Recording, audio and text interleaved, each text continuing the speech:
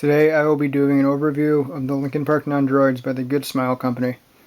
I'll go over the box review, the contents of the inside of this package, the assembly, each individual figure, and how to mount and display them.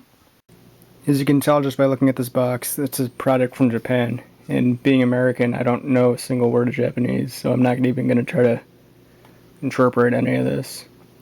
But as for the box itself, you can see the front of the package.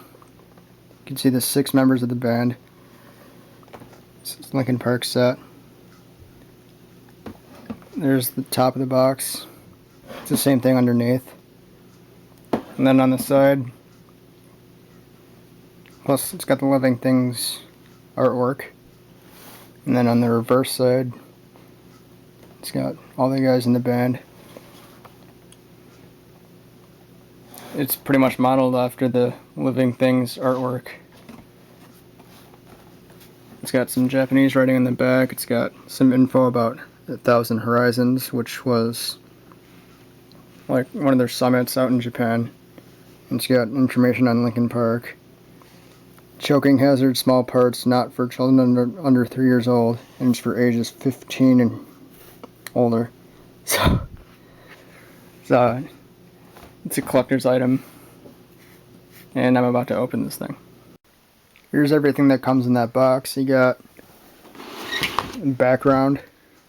It's got some artwork on it, some Japanese writing. It's got a little instruction booklet, how to assemble them, and that's all in Japanese too. And then, of course, you got all the figures, all their parts.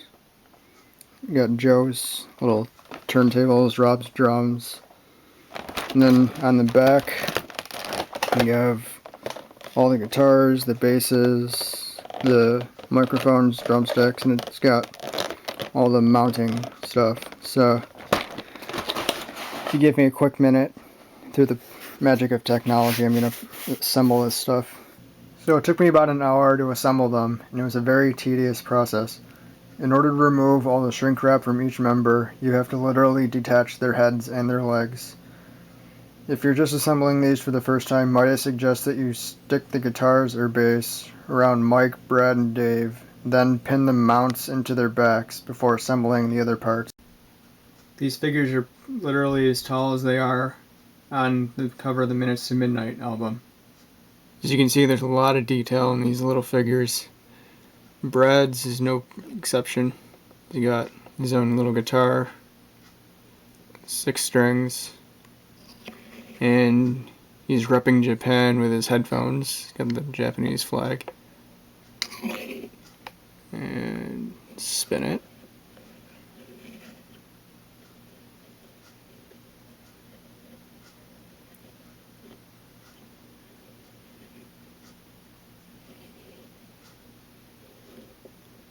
And that's Brad. Joe's is interesting.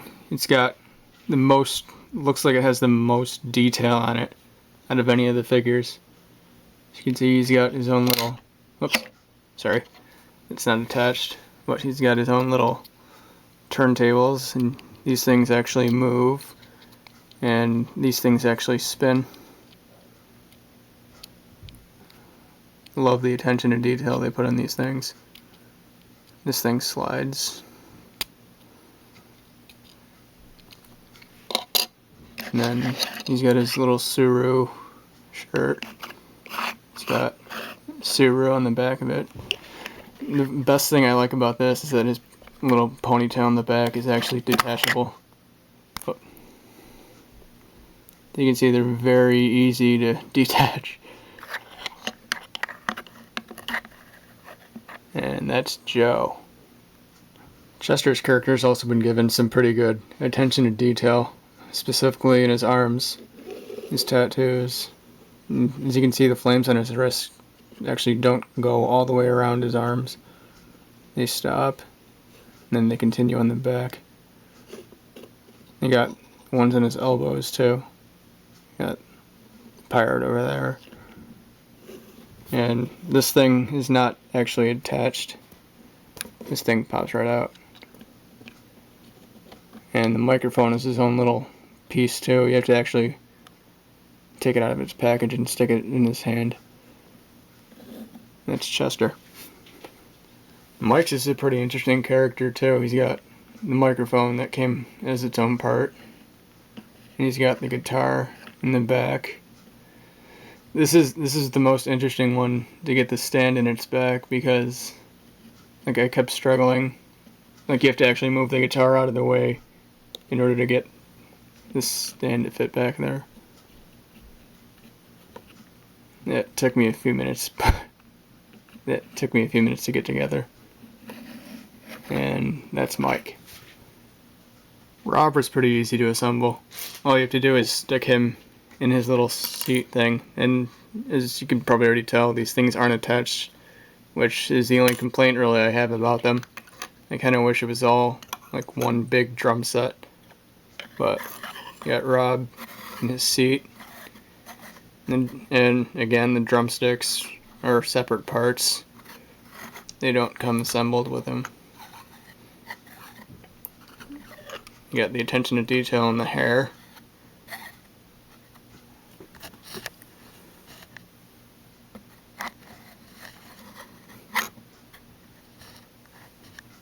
And that's Rob. Dave is pretty interesting too, as are the rest of them. He's got his Ernie Ball 4-string bass. He's got the earrings in his ears. He's ready to rock. And that's Phoenix. There are a couple different ways to mount these. One is how I've been doing this whole video. They all come with their own little stands. And you just put the pegs into their backs, which is harder than it looks. It's like the most difficult part of this thing. And then they all mount into the bases.